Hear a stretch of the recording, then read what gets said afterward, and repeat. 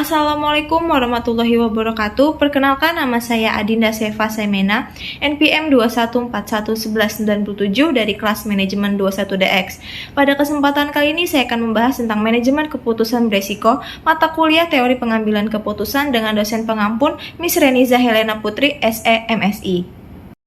Manajemen keputusan beresiko adalah proses pengambilan keputusan yang melibatkan lebih dari satu kemungkinan berdasarkan beberapa alternatif dan beberapa peluang yang sama besarnya, namun dengan informasi yang tidak lengkap. Dalam konteks ini, manajemen keputusan beresiko dapat membantu perusahaan atau organisasi dalam mengelola resiko dan dapat mengambil keputusan yang tepat. Berikut beberapa karakteristik manajemen keputusan beresiko, yaitu yang pertama, perusahaan memiliki ukuran kuat sebagai pijakan dalam pengambilan setiap keputusan, sehingga para manajer menjadi lebih hati-hati dan selalu menempatkan ukuran-ukuran dalam berbagai keputusan. Yang kedua, mampu memberi arahan bagi suatu perusahaan dalam melibatkan pengaruh-pengaruh yang mungkin timbul, baik secara jangka pendek maupun jangka panjang. Yang ketiga, mendorong para manajer dan pengambilan keputusan untuk selalu menghindari resiko dan menghindari pengaruh terjadinya kerugian, khususnya kerugian dari segi finansial. Yang keempat, kemungkinan perusahaan memperoleh risiko kerugian yang minimum.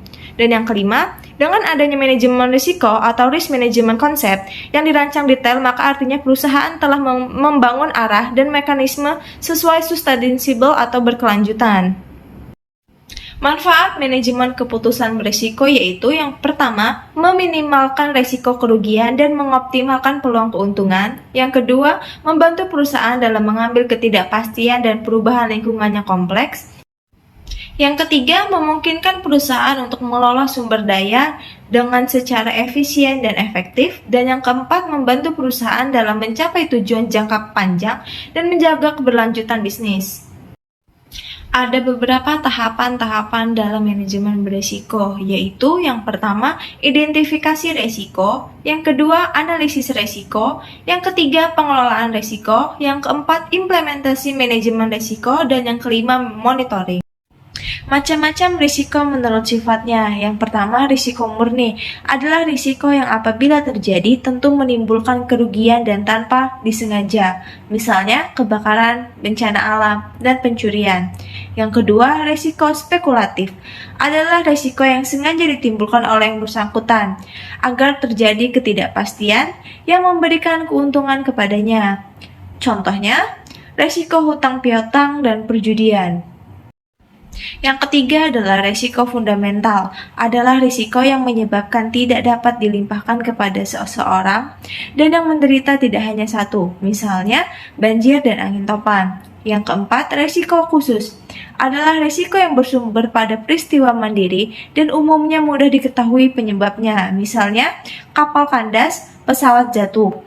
Yang kelima, risiko dinamis adalah risiko yang timbul karena kemajuan masyarakat di bidang ekonomi, ilmu, dan teknologi. Kebalikannya, risiko statis seperti hari tua, risiko, dan kematian. Menurut sumber atau penyebab timbulnya, yang pertama resiko inter, yaitu resiko yang berasal dari dalam perusahaan itu sendiri, seperti kecelakaan kerja dan mismanagement.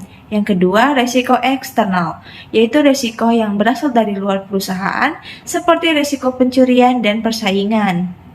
Dalam pengambilan keputusan beresiko, terdapat beberapa teknik yang dapat kita gunakan, yaitu yang pertama, nilai harapan atau expected value, menghitung nilai rata-rata dari setiap alternatif berdasarkan probabilitas kejadian yang terkait.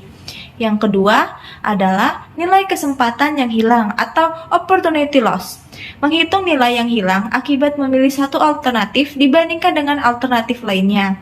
Yang ketiga, harapan informasi sempurna atau EVP, menghitung nilai tambahan yang dapat diperoleh jika informasi yang lengkap tersedia.